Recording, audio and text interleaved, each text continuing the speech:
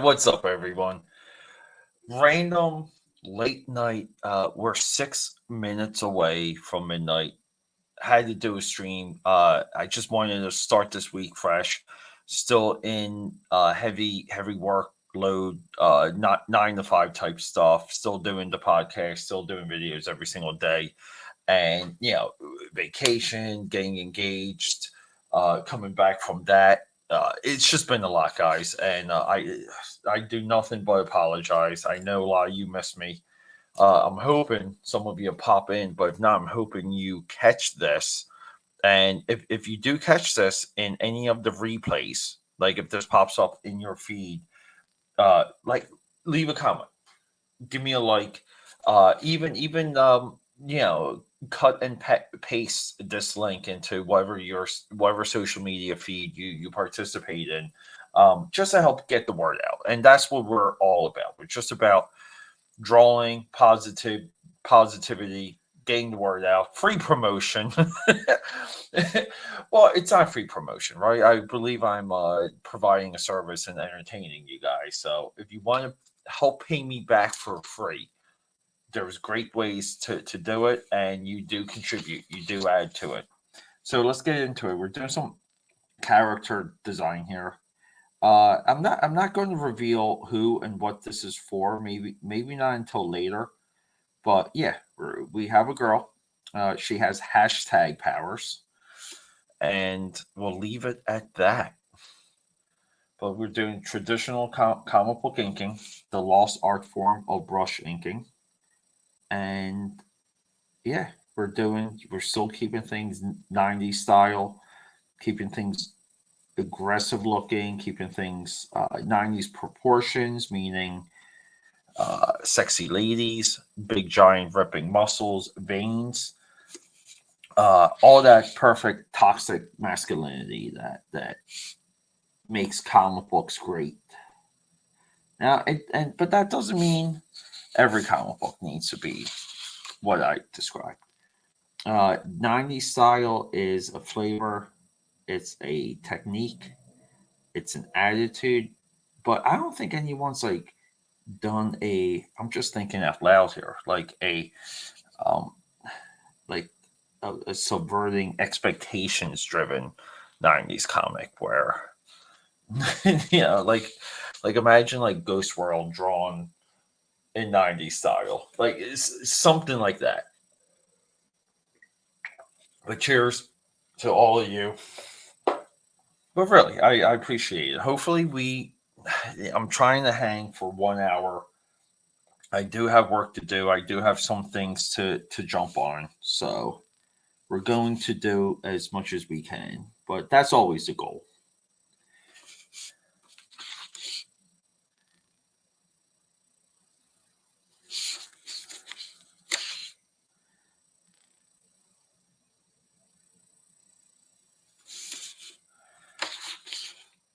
Yeah, and this was something I wanted to get started, get done before I even went on vacation. It really wasn't vacation. That trip was just work. It gets like that sometimes. Like when you're away for 2 weeks, it messes with you in such a big way. It's almost like a test of like how bad do you want to go back to a normal, and it's hard to help that feeling. It really is because like you should be able to leave home. You should be able to go out and do things and not almost like make yourself homesick. But when you're away for 2 weeks, yeah, it challenges that, and yeah, like it makes you kind of not ever want to travel like ever again. But being able to be away for 2 weeks and maintain like a workload and be able to do things still, that's one of the ultimate tests there. To kind of give yourself a little bit of a job, a little bit of a position in life where you can not just money but time wise like afford those things. and it takes work. It really does. But it's fun, you know. Like it's I know some of you out there are not travelers. You don't have that travel, but the neck, dude, the the neck. Hold up, here we. Yeah, dude. You know what? I felt I fell into rhythm with everything but the live streams when I came back. Uh, Cranked up the drawing. I literally just had, like, if you read the description of this live stream, I literally have a pile of work. Like the penciling, uh, laying out Uzi Susie issue 3 in 5 pages of thumbnails, because those are only 12 pages. Getting 2 of my other books going. So, like, like, I let that kind of take over, and sometimes, like, live stream is like, it's almost like rhythm based. I wasn't doing them during the day. The last three Saturdays up early, uh couldn't do it, and it's it was killing me. But I'm hoping this just generates, like, we just keep it going, we just go. But Nick, dude, the Nick, I love, uh thank you for tracking some of the YouTube stuff, dude. I love seeing those comments roll in. Huge help. And I'm just hoping, like, I hope you enjoy some of those videos, because they're I know they're not of popular opinions. And it takes courage to let your opinion be known. Like, if you agree or even disagree with me. So, dude, thank you, a million thank yous. I cannot repay you enough. I really can't. But yeah, we're working on it. Maybe later. I was saying earlier, like, I'll kind of reveal, like, who this character is, but it's not mine. It's actually for someone, but it's a little bit of a marketing position, um, that I thought of earlier this year. So I'll talk about that later. But it's just me having ideas on how to, like, challenge myself creatively, but get my name out there. So, and you got to look for different ways to get your name out there. But dude, I love, who's that? Who's this right here? I know you updated that. Is that a new character, or is that of someone? I'm trying to say. I love the shading though. Is she like? Is that like a window boob or like a tube top? I don't know. I'm digging it. It looks like she's got under boob. And who doesn't love under boob? That's the real question of the day. You gotta dig under boob. It's just so hot.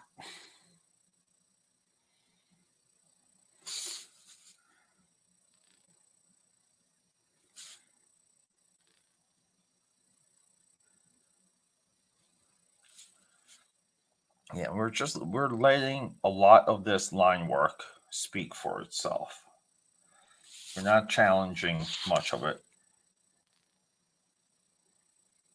Yeah, and by that I mean, we're not drawing the hell out of this drawing. We're getting what we need down, and then just letting the ink do the talking. And by that is, like, just being able to push certain lines in or out. Like, you kind of, like, you can push them this way and you can push them that. It's just a matter. Yeah, she has on her boot. Yeah. Okay, just a matter. Nice, dude. I've been wanting to. I really haven't checked. I'm just curious on, because, dude, like, YouTube makes you so obsessed with the trajectory and numbers. I'm wanting to see what the newest YouTube video was up to. All right, looks like it's like 20, like, looks like we got about 20 views 2 hours ago. I don't know if the James Gunn stuff is dying off, but I got so many opinions and takes on the James Gunn DC stuff. I just can't stop. And I think people are like, like I think there's some commentators catching on with James Gunn, but the I don't know if you caught the DC animated announcements at San Diego Comic Con, which were just like comical, comical announcements with the Watchmen movie. Like I can't believe that. So like that kind of triggered this other video idea of you can kind of tell a person's principles by how they view uh, the Watchmen, but not the story, just the overall like property, what's been done to it, the story behind it, and I really do feel like you can tell the intent of a FAN of a fan. I have a very principled stance for Watchmen, and I do believe Watchmen is a sacred cow. Like you do not, no one touches Watchmen, no one.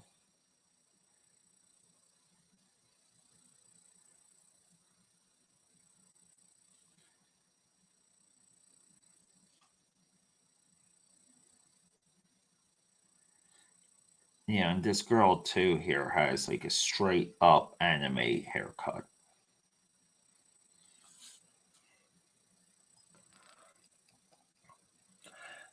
And it's always important, like it's always important to do things just for the hell of it if it looks cool.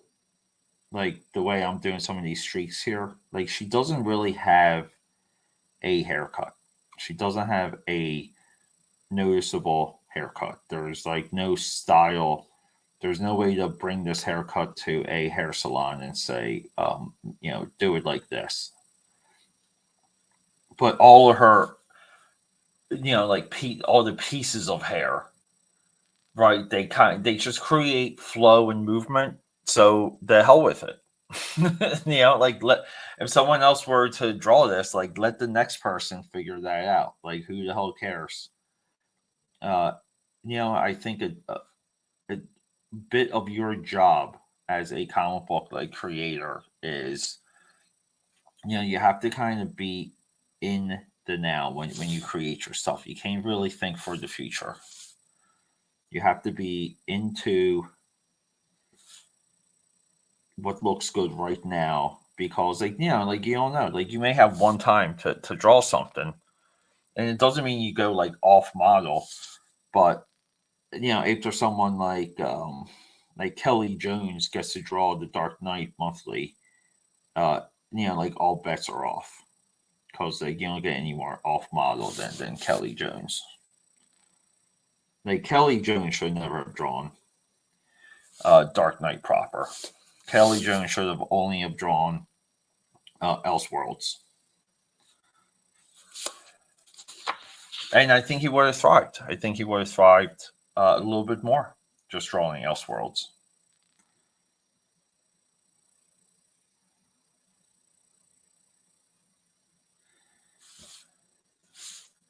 But that is also a subject of another video.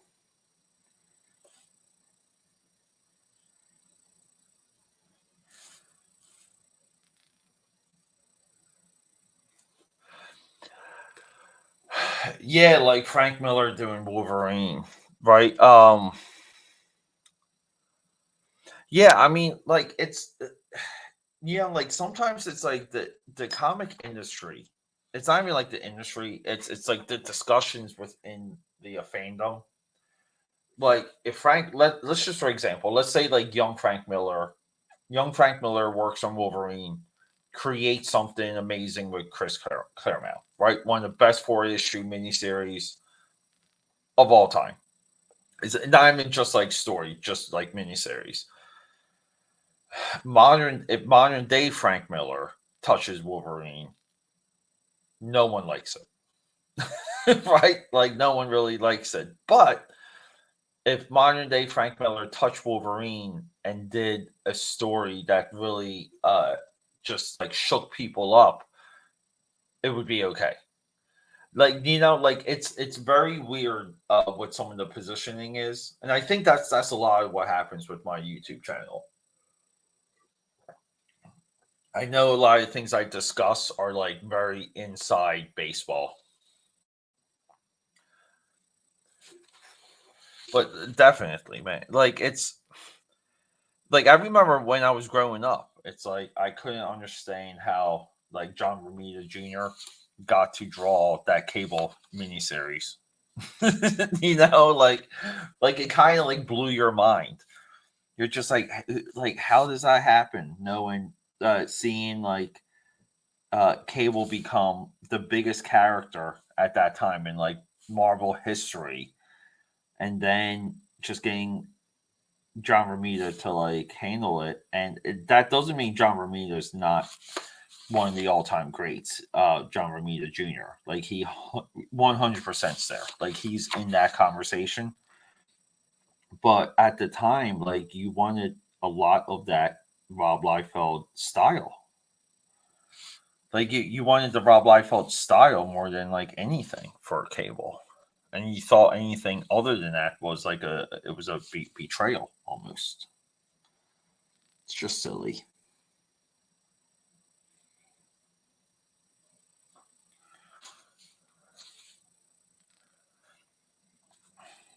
But like people, felt that way with McFarlane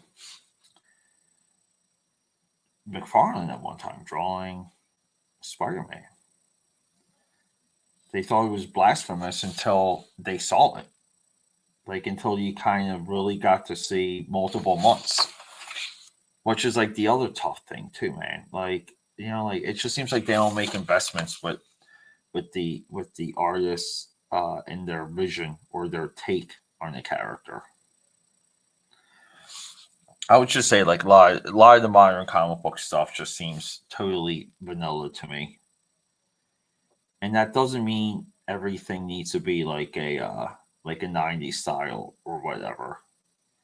I just don't see the range of experimentation that these publishers need because uh, they kind of turn their back on the idea of this superstar artist, and you need like artwork to kind of take over the comic book company, and I'm not talking like house style.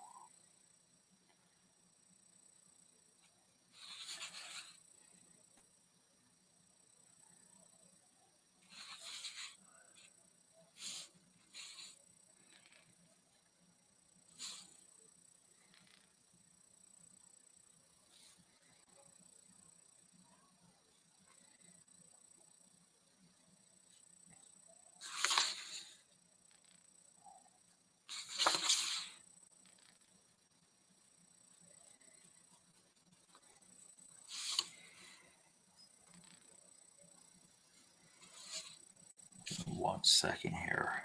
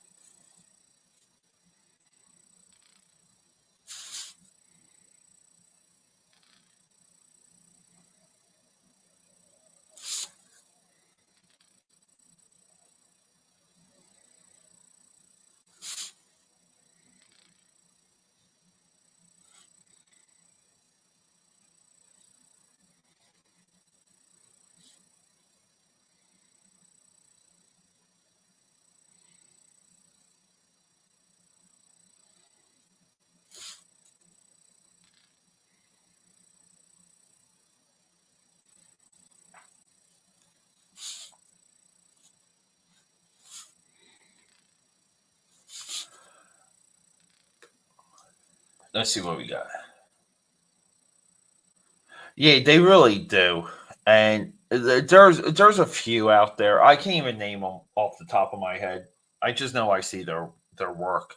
There's a couple modern guys that have that right mix. You know, like we'll call it kind of they do digital, but it looks enough like it's traditional. But dude, those are few and far between. I think when artwork is like, let's just say it's at 50%, the difference is when it's at 50% and it's digital, it really shows up. Like you freaking know it doesn't feel right. But when it's 50% and it's traditional, it there's a little bit more there. And I think that's a little break of the editorial. I think companies should have um like almost like a standard, not a standard, like a limit, meaning like they you have to have you can have like 40% digital artists working for you. The rest have to be traditional, because it's funny too where these traditional guys pencil. Like I don't understand how they don't just draw in black. Like how why is there such a thing as a digital penciler? That makes no sense to me. And I do feel like that's a little bit of a editorial crumble. Like the editors are the ones that should see that and determine uh like what the books look like, why, be able to discern why maybe they're not selling to a certain capacity or hitting their numbers. But it's funny to me. Like like at one time you really would look up to like the big two, like in awe, and now it's like you see the big two and they just look like a joke. Like I never thought I would say that, like ever. But it's so freaking goofy right now. And I try and pay attention to as much of it as possible. I used to never, but the YouTube stuff kind of makes you, like you kind of have to be good with following things to get, to form opinions, I'll say. But it's nuts, man. Like even Comic Con, like people saying comic books are back at Comic Con, and it's like no, they're not. Like, what does that even mean? It's so stupid.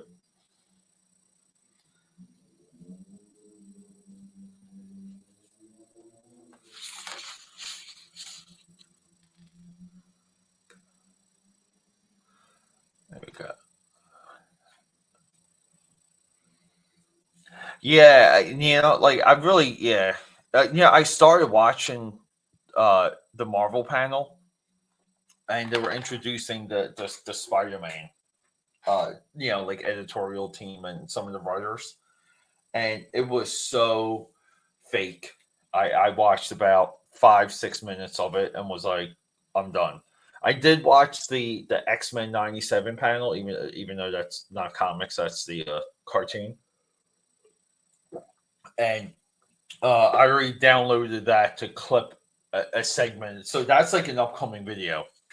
But the stuff, even the way how they allow like the X-Men to get retconned into this statement about diversity and inclusion, and it doesn't mean you can't read that into the book, right?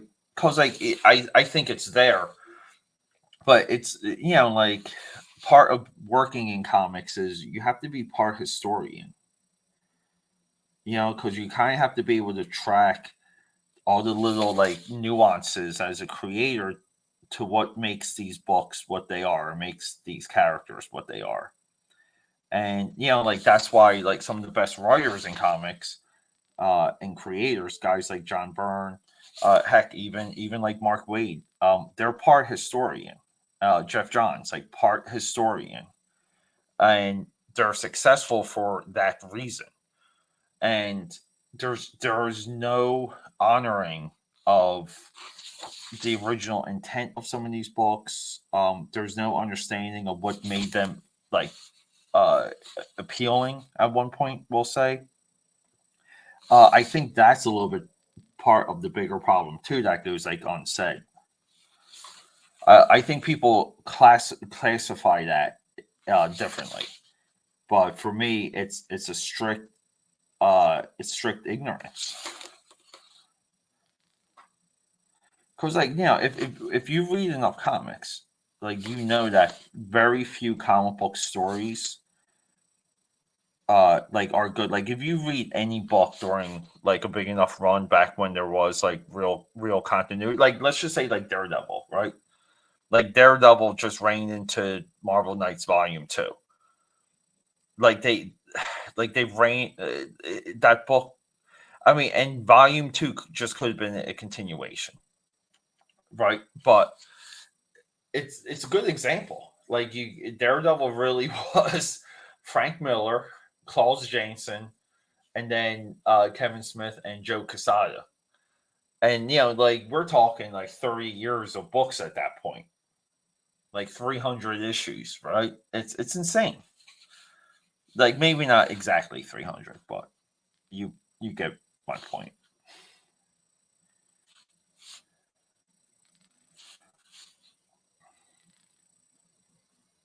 I understand canceling books, but the obsessive renumbering it's just pathetic.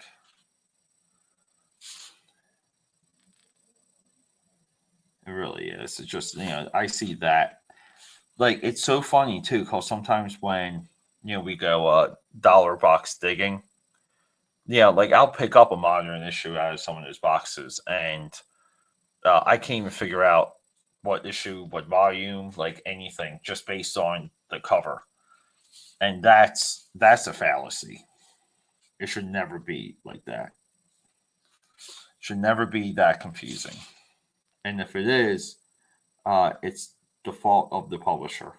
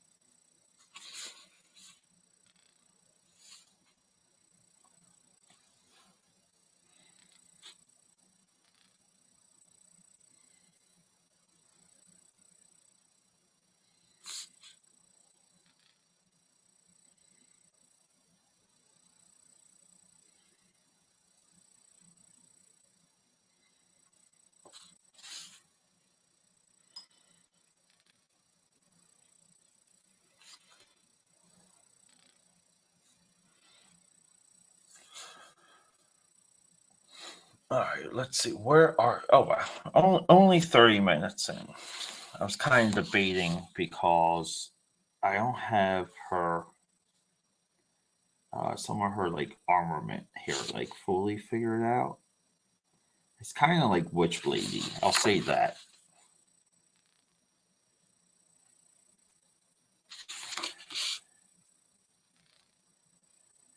But it's kind of like blending up her arm, like like it's kind of like disappearing into like her skin.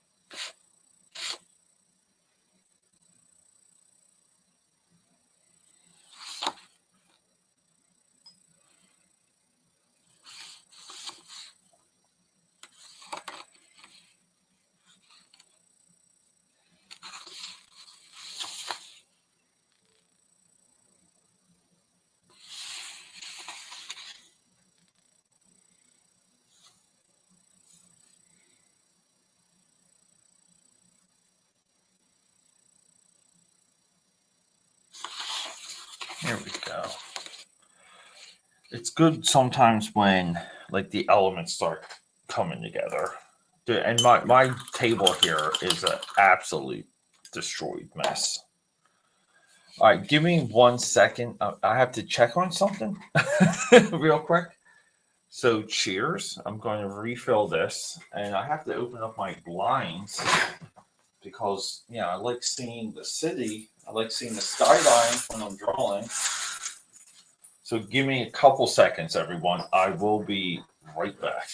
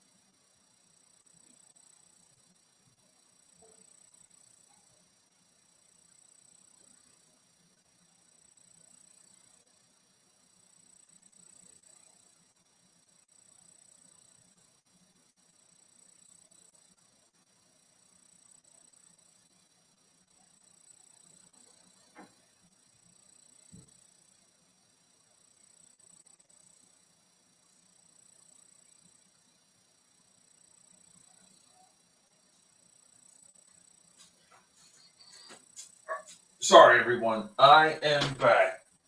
I'll show you. I couldn't find. It's dark. I don't have any lights on anywhere else in the house, but I had to find my earbuds.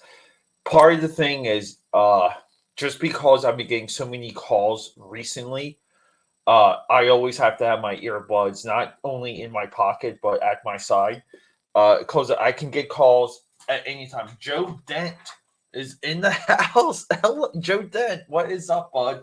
Joe Dent, thank you for the YouTube support, buddy. It means so much. You and the Nick, you guys are like the MVPs.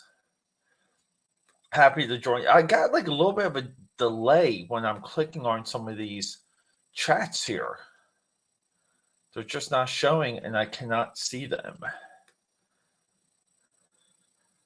Yeah, yeah, yeah. We are. We. I think we are. I.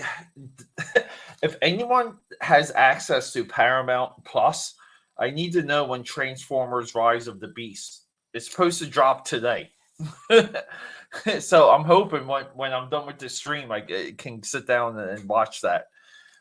We got some penciling here because we got to give. There's a little bit of a logo here that's like an H, and like I'll tell you one thing.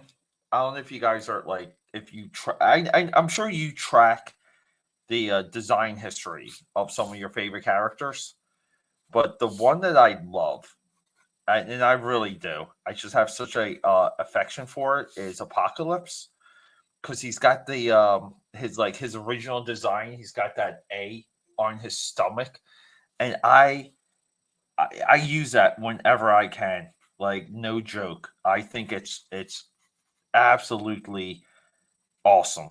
Like I don't know if there's a better like villain, like almost like I don't want to say gimmick, but like a definition of like who this guy is.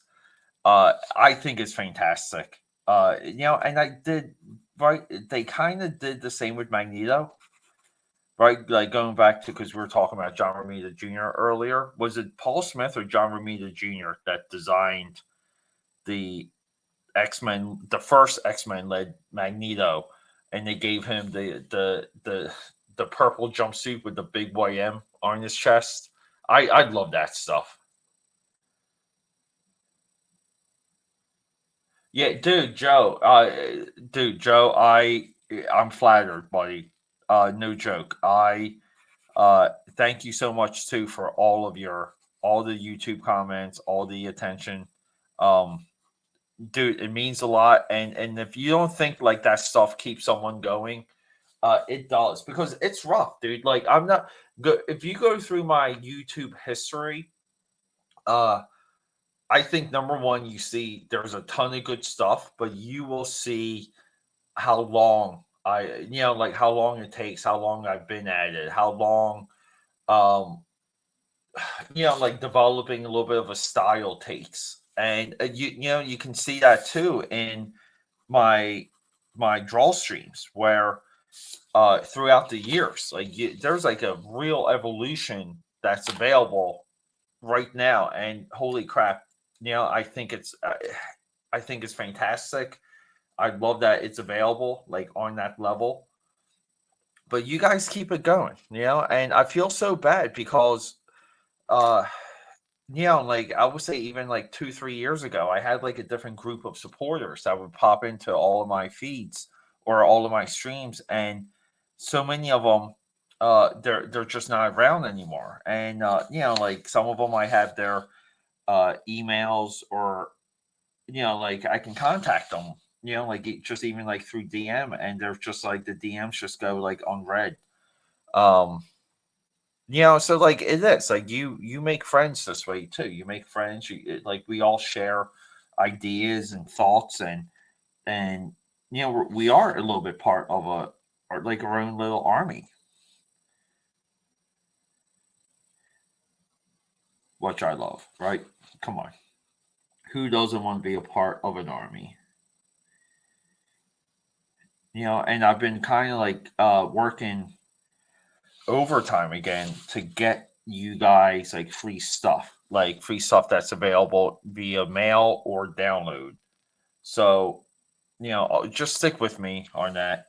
Always feel free to harass and remind me because sometimes I will say this, and this goes with anything you do regularly.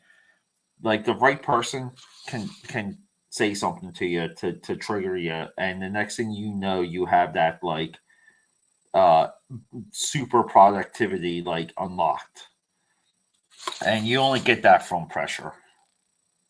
But when you do as much by yourself as me, it's hard to harness that. So that's where you guys come in.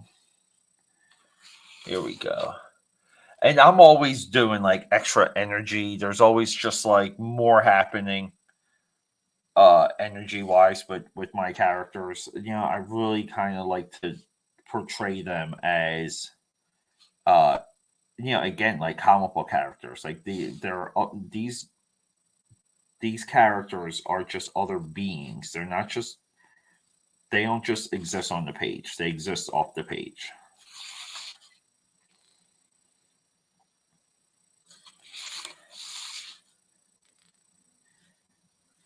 But that's like the fun of it though. Right? I mean, just sitting down and I don't know, coming up with stuff. I don't even want to say it's creating. I just think it's like you're just coming up with stuff. And every idea is a good idea. Which is true. But I will say like not every execution is a good execution. Like uh you kind of have to have a good eye for some of that stuff.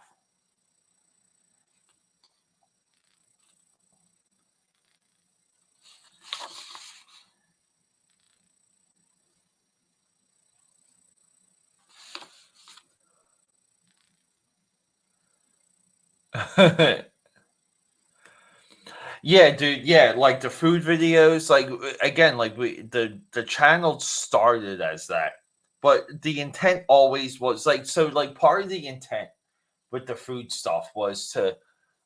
It's always good to start something with like a friend. Like all my like friendship collaborations, none of them ever worked out. Like none of them. But they also worked out to be a starting point, but not I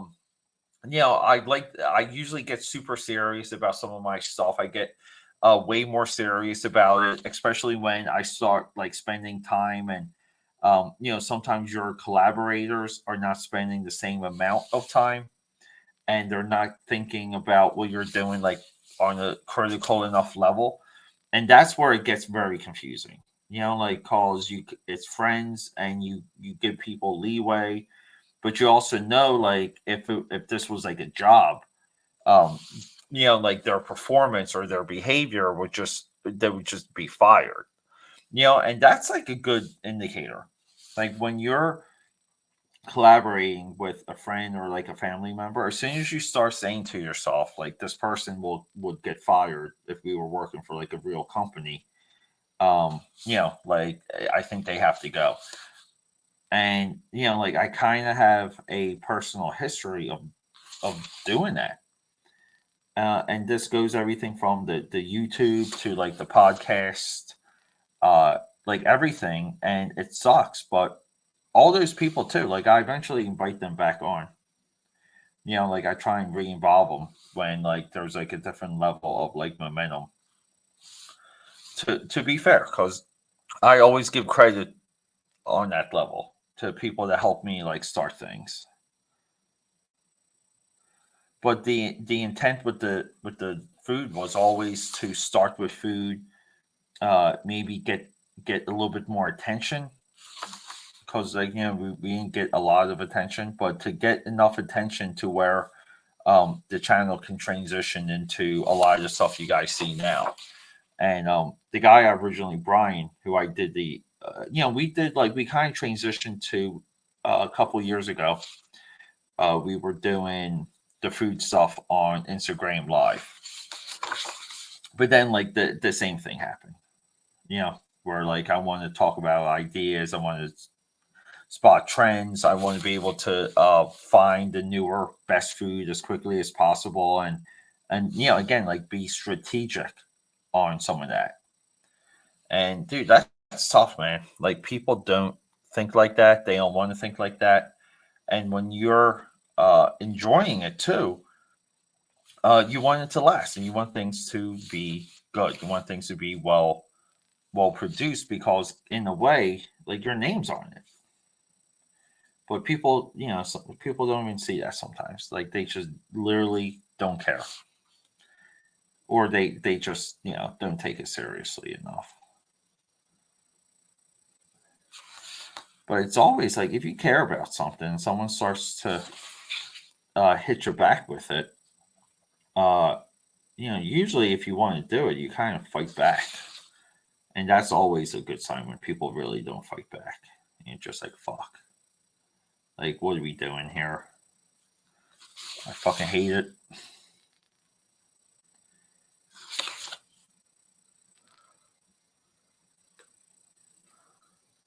Yeah, so Joe, sorry, sorry, Joe. Just to show you, this is Winsor & Newton. Um, it's script, like these are like known as script brushes, so they're like thinner. The round brushes, let me see if I can get like a round. I use like a round 4. So like this is a round 4. And this is a script 3. And I really, for this, I'm mostly using the point. The round I'll use from point to like the very end. I'll use that for some real thick to thin. Which one of these was I using? Damn it. We'll just wash one. Yeah, but we call this the lost form of comic book inking. Because it is gone, guys. And I'm happy to just present it.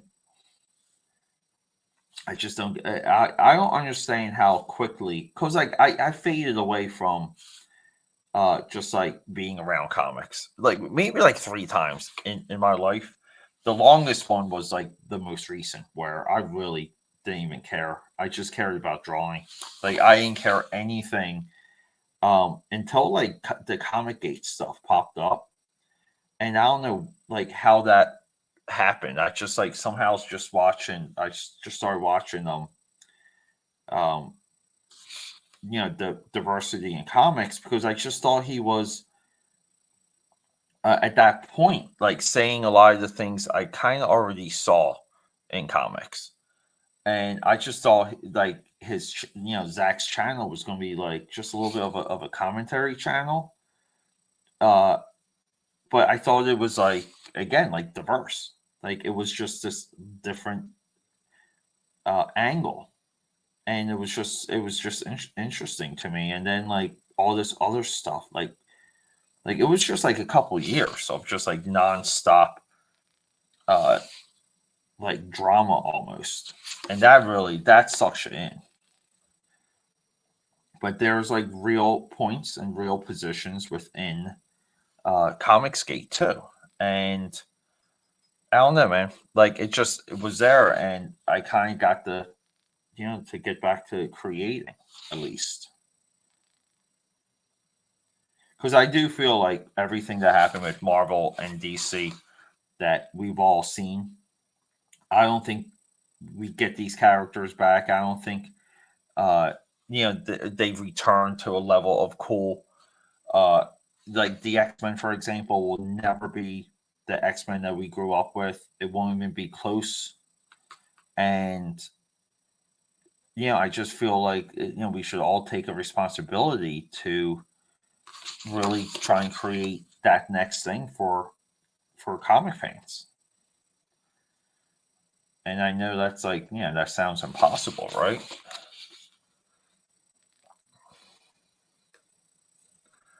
Yeah, in my mind's mind, you were eating what looked like a prison style mystery meat and some. Oh yeah, yeah, yeah. That was my banquet meals, dude. That's the we started with banquet meals. Like those are at that point too. I think we talk about it in the videos. I think the most we spent for a stretch was $3 for one of those. Yeah, two yeah, two runny sauce. Alf chat. Oh, ale chat. Yes. What is happening? Guys, I'm flattered that you're all here. So cheers. We're just trying to do some character design here. I thought that said Alf chat. Yeah, dude, no, thank you, dude. I am flattered. Flattered. Look, I try and do color movement, and I try and do a little bit of that 90s like flair. Uh that's really like that's my formula. That's my trick. I'm sticking to it. Type like I'm sticking to it no matter what. And here too, like she's got like a garter belt on. So, but let's see, Joe Dent here. Joe Dent sent traditional is how you do it, man. Brushes, hunt one or two, and then brush. Yeah, pit pens and fine liners. I also get occasional grease pencil. Yeah, yeah. Look, it's.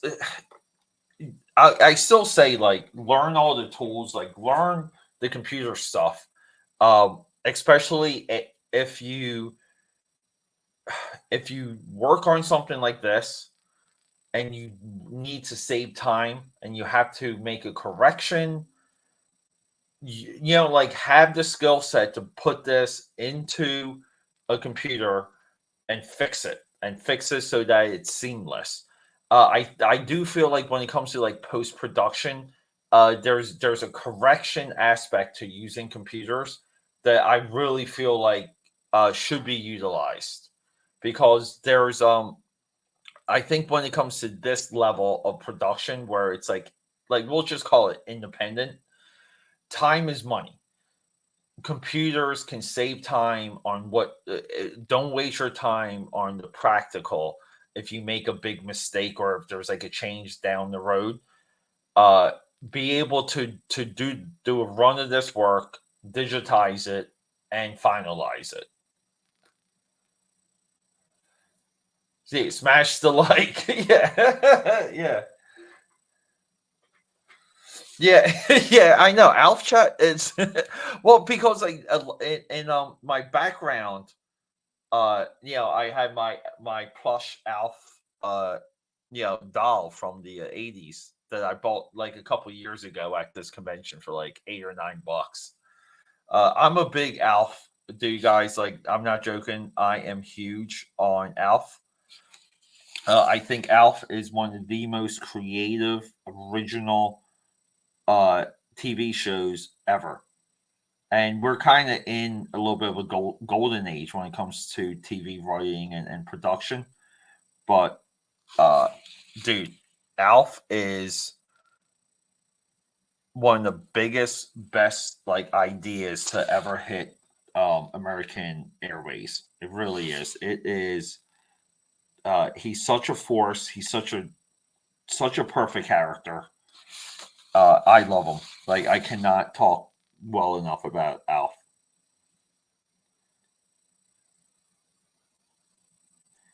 And I'm not too shabby on Alf trivia too, if you guys were wondering.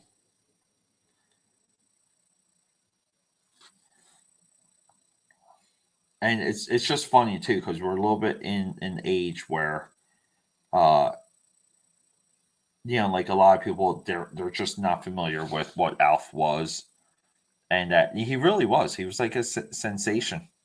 Like just captured the imagination, and rightfully so because it's such a crazy concept. Yeah, and to me that's really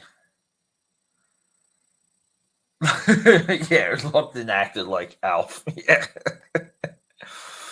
Dude, like Alf is there's a movie. Did you guys ever see Permanent Midnight with Ben Stiller?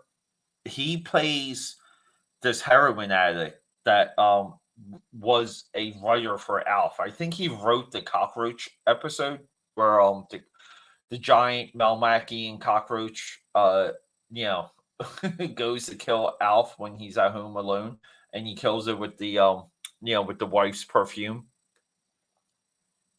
Yeah, Alf eats cats. He does, yeah. Yeah, like The Simpsons. Yeah, because like Alf is a blue collar character.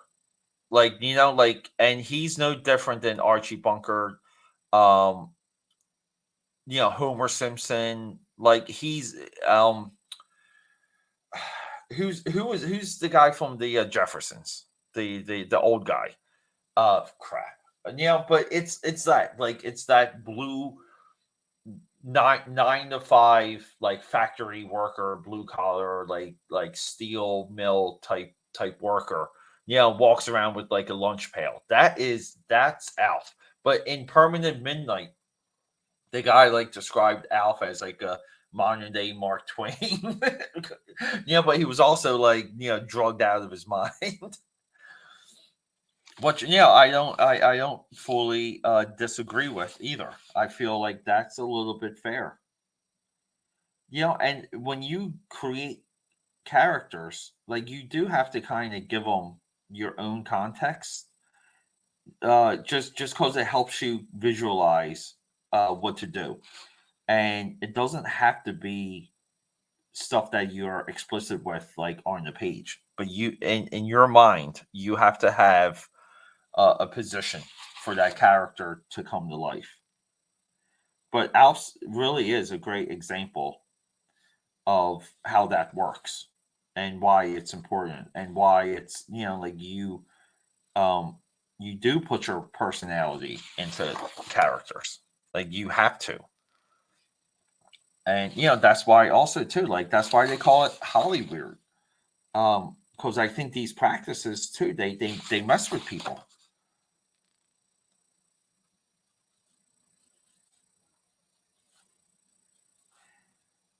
And we're doing, like, here too, we're doing like techno organic, like, stuff here. Like, we're kind of doing almost like practical, like, armor here, and then it's like kind of like techno organic on her, like, lower legs and arms. Just mixing like different textures. When you mix textures, the more textures you mix, the more interesting what people are looking at is. Period. It's the same with like movement. It's always why I have like the like chunks of energy kind of like spilling off the character. Even if it's a non-energy based character, like, it doesn't matter. The viewer wants movement, they want texture. The like, I don't want to say they want like well proportioned characters, but they have to be recognizable. I'll say, like, the proportions. And that's a little bit, again, like the secret sauce, the secret formula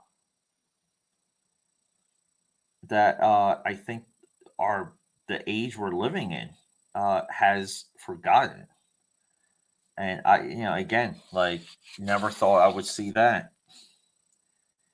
Like, it's just so sad to me. I never thought I would not, like, I would go into a comic store and not have anything new to buy.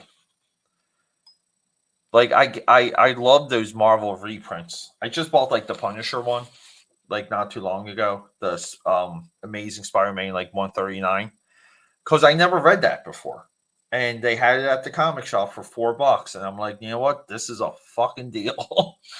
Like, like, a little bit of education. Let's get into it. I've been building into a Punisher video regardless. Uh, like, the Punisher video too. That I messed this up here, guys. Hold up here. The Punisher video that I built up to, that I'm building up to, is really kind of like just a definition of the things that they did with that character, like, which are insane. Like, everything from the Luke Cage crossover from the original Volume 2. If you guys aren't familiar with that, with him dying in the electric chair, coming back as an angel of death to hunt demons on Earth with Wolverine. Hey, not everything with Marvel Knights and Joe Quesada was uh was hot sauce, dude. Like that was that's like even too. That was one of those points where the K fakers when they interviewed Joe Quesada, they somehow let him like off the hook with that. There was like a little bit of a comment, but it's almost like, what do you mean? Like you act like you're like this visionary, and you legit had 4 books to drop, and that was like one of them, and that was like probably the one people were most excited for outside of Daredevil. And you dropped this like Punisher Demon Hunter, and it's just like, oh my god. And it's different when like you were there when those books came out, and like you kind of hear some of this like history kind of being ignored and like rewritten in real time, and you're just like, the hell with this. Time for a video.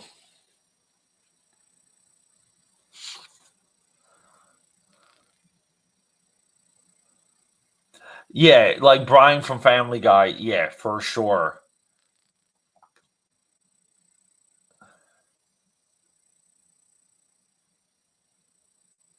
Place behind piles of stuff. Yeah, yeah. Strategically half hidden, because there's a hand up his throat.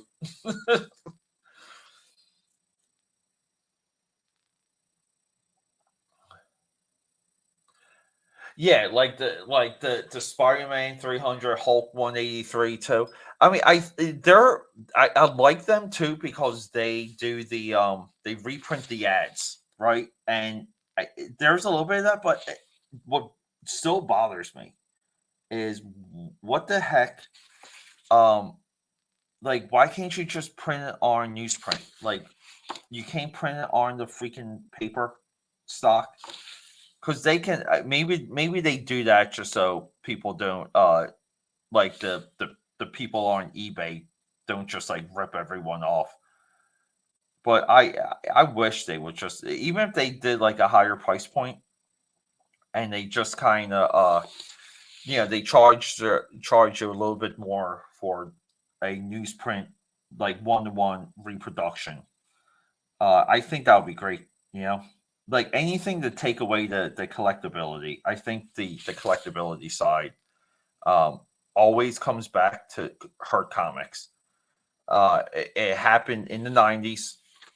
It's happening now, and now it's in the form of people just endlessly slabbing comics, which is, I don't understand slab comics like at all. That's the only thing, one of the only things I agree with the K fakers on. Like, no joke. Uh, they're they're right on that, and I like that they've done videos where they just break books out of some of these shelves.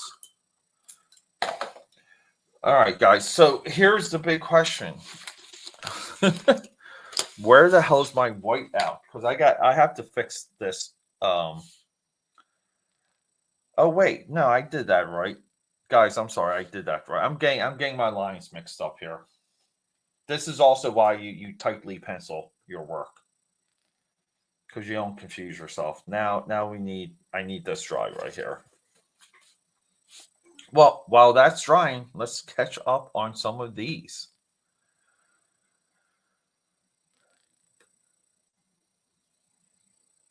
Yeah, creepy dude. The Nick, when you left that comment, I'm just like, this is it. Creepy Ed and the luckiest guy in comics. Yeah, so yeah, drunk wine, blonde hair, cut hungry. Yeah, now dangerous ideas. Yeah, hey, one of my favorite. I don't even know what, I forget what episode it is. One of the running gags in Alf is that he always tries to microwave something that he's not supposed to. There's always something in the toaster oven, or oven that's not supposed to be there, or the coffee maker. And there was one episode where Willie is cleaning out the coffee filter, and they're doing their morning routine, because they're reading the paper and they have to make their coffee, and Willie pulls out like this banana peel, And it's just like a subtle thing. It's just like, what the hell was Alf trying to do with this like banana peel in the coffee maker? And like that's why he's so entertaining at the neck. Yeah, dude, like that's my type of boss. Yeah. Yeah, well, you can, that's is that really ground for dismissal? Yeah, I'll tell you what I like to do. I like to show up 3 hours late and leave 4 hours early for a 6 hour shift. All right, let's get some of these fishnets going here.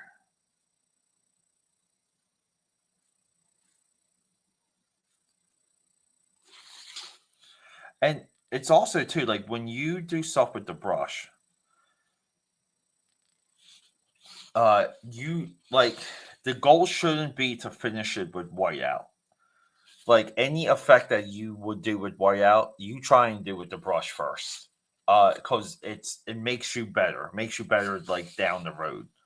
And like you want to kind of be more skilled with the brush because like like what it adds to the drawing. What good brush work adds to the drawing, nothing recreates it. Nothing really comes close. So like the better, the more balanced you are with that, I just really feel like like you're a little bit more of a weapon, and you give yourself more options. And that the more you can do, the more you understand, the more options you have, and like and around we go type thing.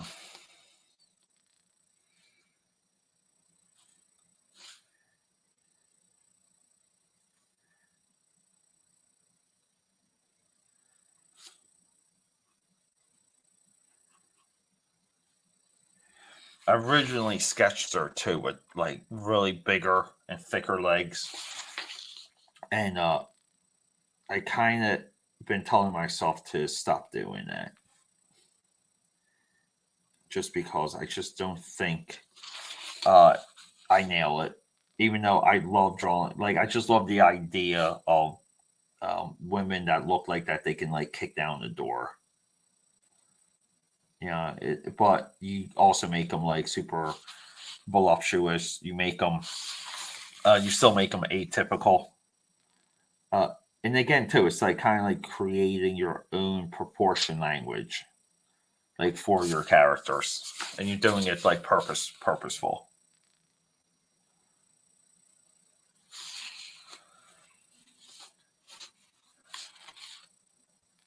I like this hand works.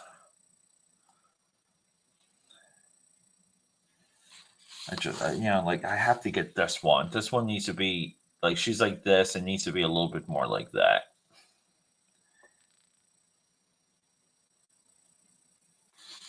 But we're also, geez, oh my God, guys, we're 1 hour and 10 minutes in.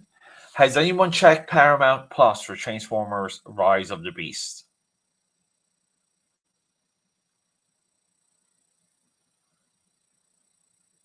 Yeah. Here we go. Hold up here.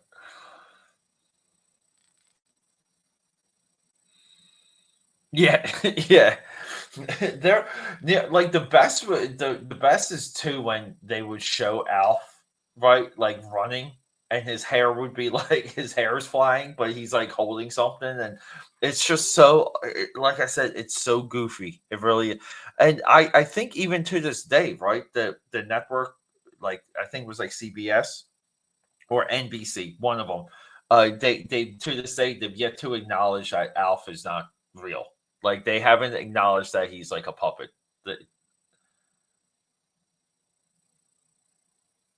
No, dude. This is. I'm not joking. Like this is brush cleaning for me. I'm just like that's brush clean. But the one trick I do, and I can kind of show you real quick, guys. So is this one of them? Yeah. So like, see how it collects? Like there's like a little bit of a knob here. So some of that is just from like wiping it, and you kind of want to like get some of it off real lightly with a. That's why you keep X-Acto blades at your desk, but you get light about it because like the part of the brush you need to work is really like the very tip when you're that thin, and then with the crow quills, right? Like I do kind of you have to get in there and just so like you can get that flow of ink, and it's the entire and I don't I used to like wrap um tape around some of these to get like more of a grip, but to me that's just a waste of time right now. like I just like give me the thing so I can do the work. Like that's all I care about. But part of like brushwork, like just a little bit of a discussion here. It's ink flow, right? So this is why you see this, and then what you want to do though, you want to get good with the consistency of the ink. The ink cannot. So you're if you fill this up, right? I fill it up because I buy these. Okay, I buy the big ones. If this hits the air for too long, it gets way too thick. It's too thick for brush and it's too thick for crow quill. So what you do is you dump it. So, but when you fill this up, you're not going to use it all. So you have to get used to throwing your ink away. I see there's a lot of people that don't know how to do that. You got to get the right amount on the brush. You got to put it on your hand. You got to like blend it out here, bleed it out a little bit. That's what I meant. Just so when you hit the paper, there's just enough there, and you get those like you get the variations. You get the thick to thin. You get the like, and that's the game you're playing.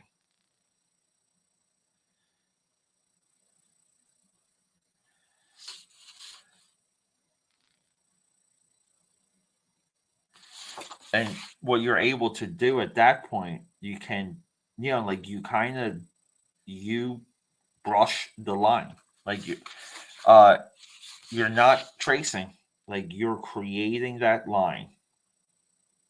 So the people that like that's why it's like Kevin Smith really did comic books like a huge disservice when he really made it sound like inkers did nothing. And I never understood why there wasn't more of a pushback with that, because he in that one movie, in that one move, he killed um the second most important part of comic books, like creation. Like number one's pencil, number two is inking. Like that is it. There's no other disciplines. You can kind of make the argument now, computer coloring, blah blah blah blah blah. Yeah, here you go. yeah, Alf. yeah, hold up here. What are we doing? These chats are driving me crazy. There you go, Alpha. Yeah. Yeah, that's yeah. He did have an emo haircut though, right? Because it's like he's got like shaved, his sides are shaped. These chats are so slow and populating. I don't know why. Yeah, yeah. Like Speedball's the one. Like that, if you can get Speedball, use Speedball. Yeah, hey, like the Hunt too. What I do my cross action with. I believe this is a 106. I think the 102 is a little bit too thin. I can do a entire page, an entire illustration just with this, and and then if I have to, like, I'll just hit areas with the brush.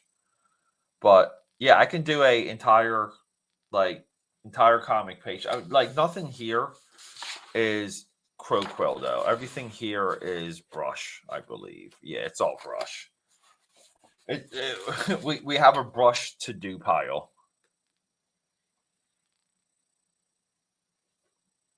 Yeah, the yeah, that's these I bought from my art supply store for like $1, and I keep them, like I have like a whole bunch of them, and I'll grab fresh ones every now and again too, because again, like things get crusty. You want good, it's almost like an airbrush, like the way you look at a brush, and the health of the brush is very much like an airbrush. Like you want the flow, you want the airflow. So you're always cleaning, you're always kind of testing it. It's not as complicated as cleaning an airbrush, but it's close, because the more time you spend with it, the more like the more you're familiar, the more you can actually pick up. Yeah, yeah, fine. You guys are crazy tonight. I love it.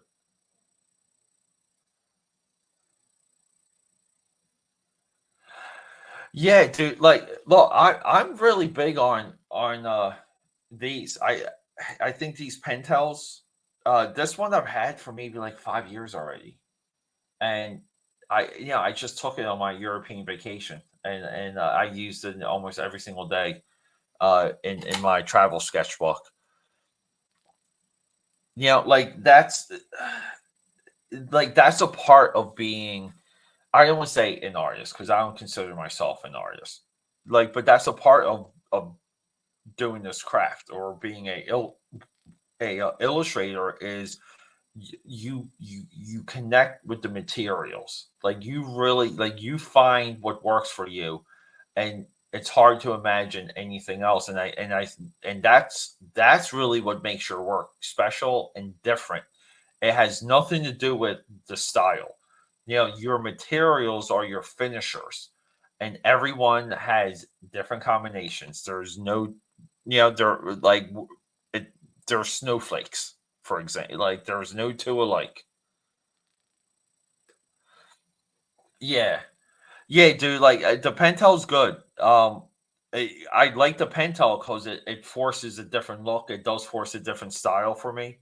And like, I'm always looking for an angle, a different position on materials, and I think, dude, it's fun. And like, it hasn't let me down. I'll say that, until it lets me down, right?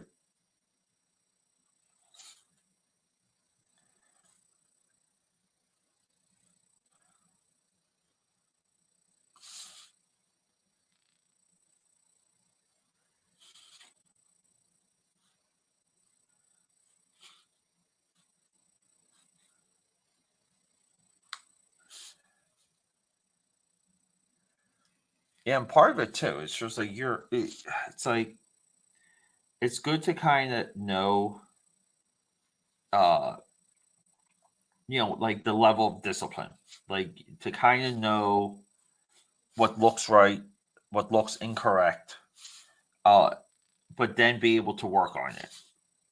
And you have to develop a good eye.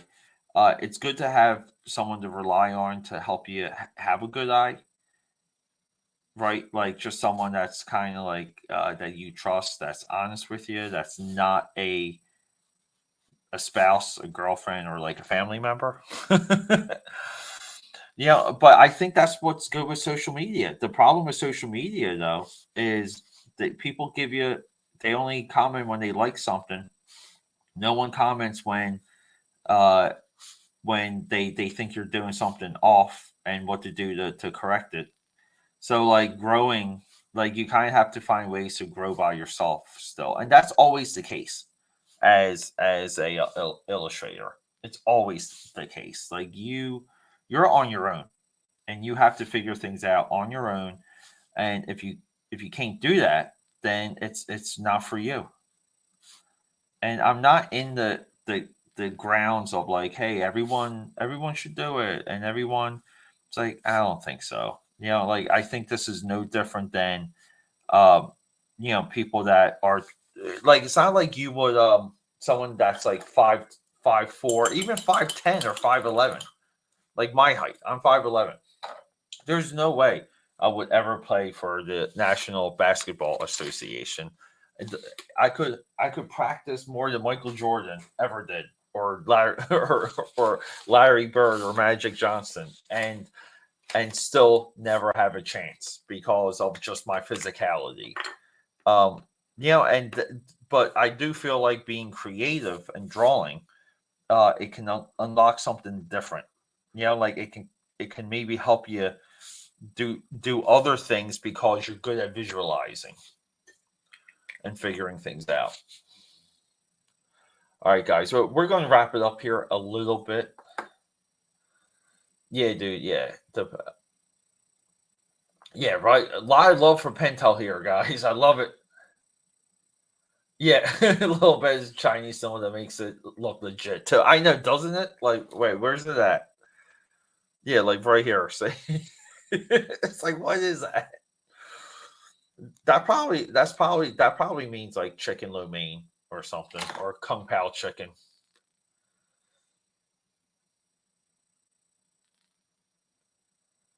Yeah, dude, something's happening.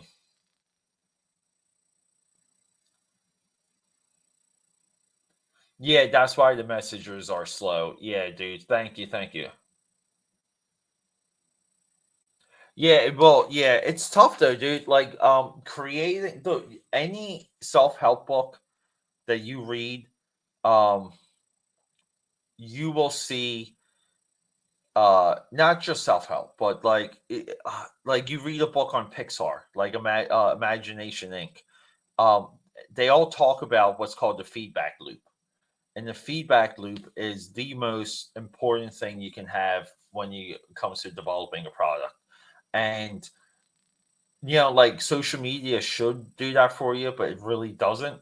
But having people around you that you can measure ideas against, and where you are, as a craftsman, it's critical. It's critical. Yeah, thank you guys. All right, I'm going to get going. Uh, the lag, I don't know where the lag is coming from. I'm able to check my internet connection right here, and my meter says like I'm in good shape. So I think it's Streamyard. I think it's the vendor. So guys, love you guys so much. Thanks for hanging out. More to come.